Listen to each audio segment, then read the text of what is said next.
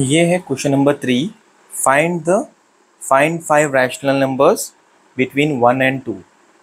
क्या करेंगे बच्चों, अपन मालूम करेंगे रैशनल नंबर्स। कितने रैशनल नंबर्स? 5 रैशनल नंबर्स मालूम करने वाले अपन।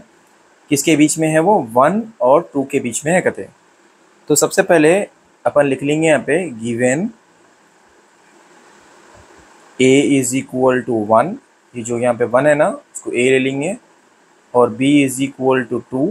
ये जो सेकेंड नंबर यहाँ पे था ना, उसको अपन b इज इक्वल टू 2 ले लेंगे। a इज इक्वल टू 1 ये नंबर को लिया मैं, b इज इक्वल टू 2 यहाँ से ले लिया।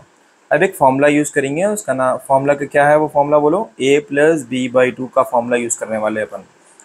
a प्लस बी बाई 2 का फॉर्मूला यूज़ करने वाले हैं। अब a प्लस बी बाई 2 का फॉर्मूला तो यूज़ कर रहे हैं अपन यहाँ पे, लेकिन इम्पोर्टेंट चीज़ क्या है? कौन सा फॉर्मूला यूज़ कर रहे हैं अपन? a plus B by 2 formula use कर रहे हैं। बोले तो अपन a बोले तो 1, b बोले तो 2, बोले तो अपन क्या करेंगे 1 प्लस 2 बाई 2 कर लेंगे। ऐसा फॉर्मूले में सब्स्टिट्यूट कर दिए अपन। अब देखो 1 प्लस 2 बोले तो 3 बाई 2 आ गया, पहला नंबर आ गया 3 बाई 2।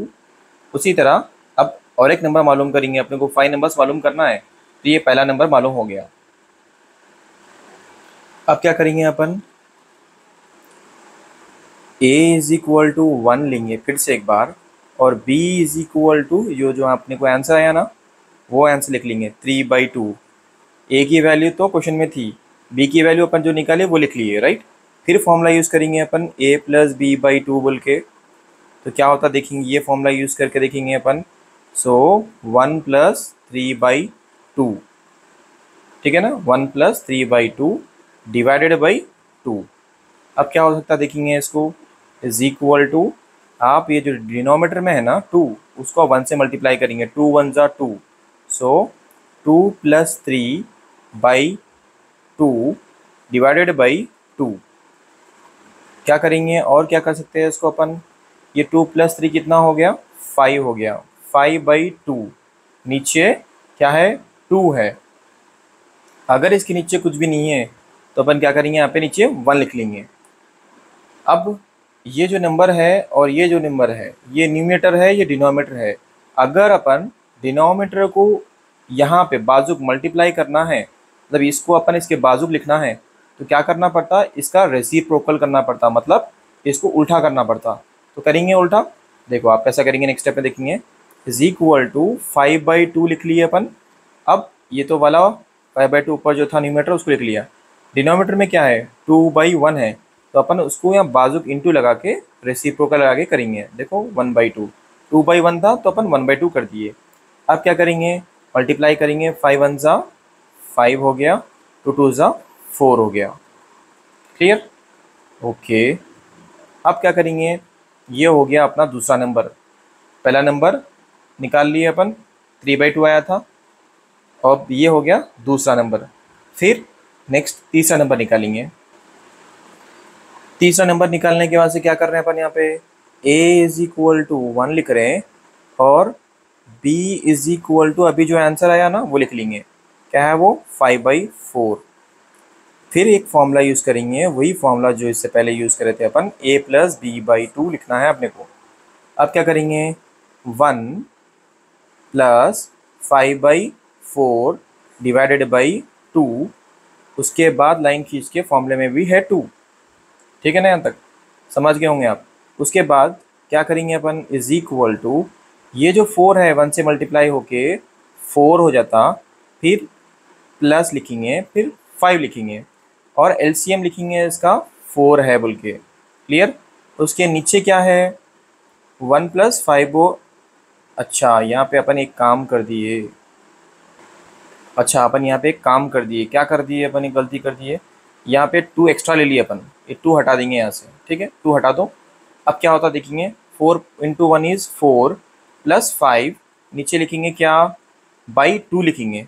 तो आपको यहाँ पे नहीं, एक स्टेप यहाँ पे करके दिखाऊंगा मैं।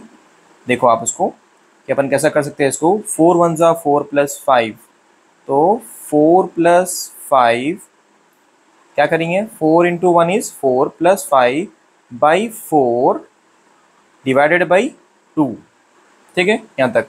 अब इन दोनों को ऐड करेंगे, 4 + 5 क्या होता है 9।